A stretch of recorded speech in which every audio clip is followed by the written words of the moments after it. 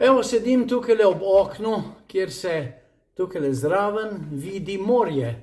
In čigavo je to morje? Mislite, da je slovensko? Nič več. Italija in Hrvaška sta si med seboj razdelili Jadransko morje, tako da je ona stran tam je italijanska, ta stran tukaj je pa Hrvaška. In slovenska usrana vlada ne naredi nič. Jaz vem, da bom verjetno zopet blokiran, tako kot sem zdaj blokiran, da na Facebooku ne morem objavljati ničesar več, zaradi tega, ker sem govoril resnico. Ampak stvari se bodo spremenile. Ampak glejte, hrvaški Zagreb je dokončno izbrisal Slovenijo. Ni meje, nimamo morje. Vse so nam vzeli. Naše ljubljanske riti so tiho. Hrvaška obala je pravzaprav zdaj, tako kot so oni vedno govorili, do Trsta. Hrvaška nima Slovenije za sosedo, ampak ima za sosedo Italijo. Naši so tiho. In to je stara finta. In kaj je potrebno pri tej zadevi, da se to uresniči? Samo molk izdajalcev in kolaborantov.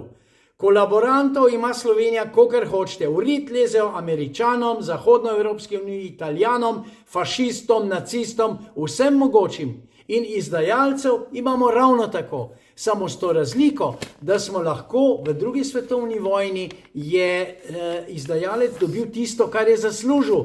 Danes pa žal ne more.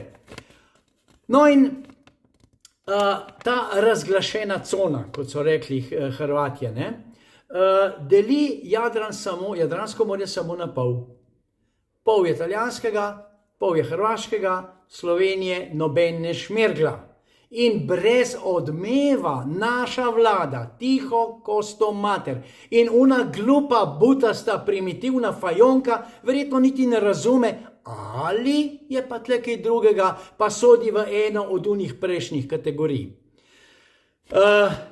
In seveda, naši kolaboranti se ni treba, da pritrjujejo temu.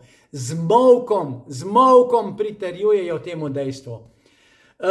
Odločba je sicer nična, seveda je nična, kajti sporazum o arbitraži, kot velja tistega, ki ga je naredil, Pahor je rekel, da ga je on naredil, naredili so ga Američani, naši idioti niso pa ga znali uporabljati in so celo kopico kozlarij to naredili.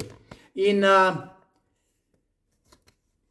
tukaj bo treba nekaj narediti. Ne vem kaj, zadnji čas pravzaprav je, da predsednik vlade Republike Slovenije v Hagu zahteva ugotovitev ničnosti postopka. In zakaj se je pa to začelo? Prvi, ki ga je tle usral, je bil Janša. Gospod Janša, ki je takrat govoril, da smo se Slovenija in Hrvaška osamosvojili istočasno. Ni res! Mi smo se osamosvojili 3 mesece prej kot Hrvatje. In mi smo imeli na Brionih konferenco, kjer je Evropska skupnost, samostojna, neodvisna, suverena Slovenija in ostanek SFRJ. In v okviru ostanka SFRJ je Hrvat, ki je bil takrat predsednik tistega ostanka, sedel zraven.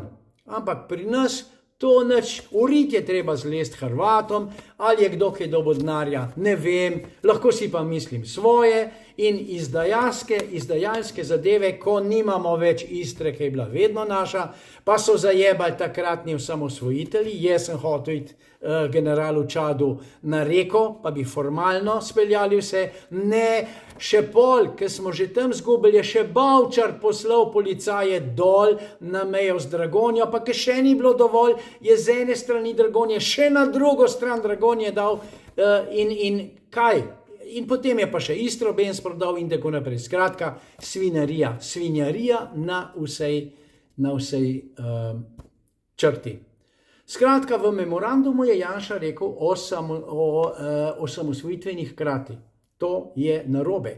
In odločanje na osnovi korektnega memoranduma, to se pravi, da je to bedasto svinarijo treba več ven, bi morala sedanja slovenska vlada takoj poslati tribunalu v Hag in potem naprej narediti. Namreč Hrvati se že hvalijo, kako s svojimi uspehi na račun Republike Slovenije. Se ne vem, če bo še dolgo Republika in če bo še dolgo Slovenija in če bomo sploh še dolgo Hrvaška. Na HTV so rekli takole.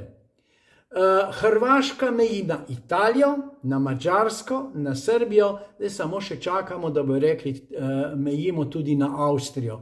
Glede na naše politike, leve in desne, ki so isti drek, lahko pričakujemo kmalu tudi to.